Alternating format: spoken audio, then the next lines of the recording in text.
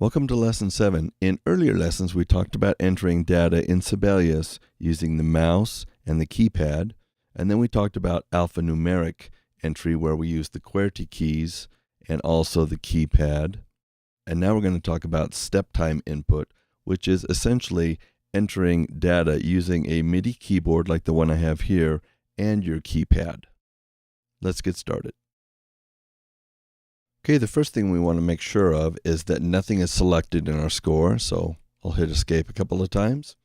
Then we can go ahead and select our first note, in this case it's a rest, so that we're entering note input mode. Now all we need to do is enter the value of the note we want to enter. So I'll hit 3 on the 10 keypad, and then I'm just going to play some notes down here. In this situation, they're all going to be eighth notes.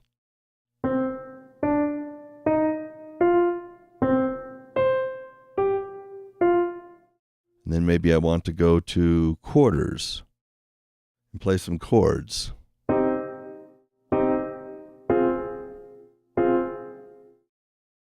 And maybe a half note. And I'll escape out, so I'm no longer in note input mode or in edit mode.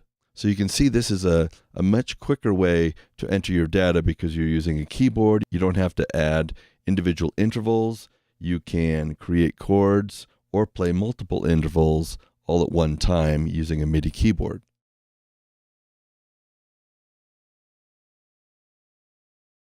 There are a few things that you need to know about adding tuplets to a score.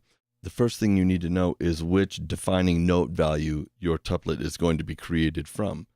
In other words, if you're creating a quarter note triplet or an eighth note triplet, you're going to start with, in that case, a quarter note or an eighth note. The next thing you need to know is how many tuplets are going to be involved. Are you doing a triplet or 3? Or are you doing a quintuplet that is 5? So those two elements are the two parameters that you need to know before you can create a tuplet effectively in Sibelius.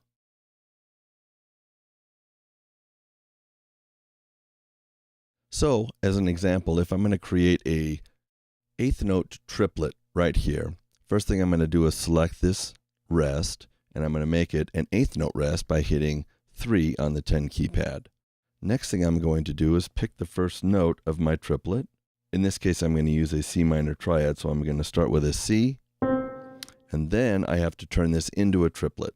So now I just use the shortcut Command 3 here on my QWERTY key, or I can also come up here and select triplet and then choose triplet from the drop-down menu. And it'll create a triplet for me. Let me just undo that, and I'm just going to go Command 3 and use the shortcut. And now I can continue with my triad by going E flat, G, and then escape out. And now I've created my C minor triplet. Now I just mentioned you could use Command 3 to create a triplet. Let me go through those shortcuts for you real quick. So let's say we want to add another eighth note tuplet here. I'm going to select this note and then hit 3 because it's going to be an eighth note based tuplet. And then based on the QWERTY keys that I select, it'll add that specific type of tuplet. So if I want to use a duplet, I go Command 2. It'll create a duple right there. Undo that. Command 3, which I've already shown you, creates a triplet. Undo. Command 4, quad. Undo. Command 5, quintuplet. Command 6, you get the idea, a sextuplet, etc. So a real nice, easy way to avoid having to come up here under the Note Input tab and under the Note Input group and then select the specific type of duple or triplet or tuplet that you are looking for.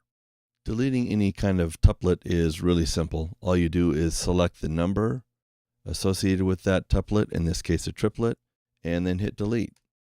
And it'll remove that tuplet from your score.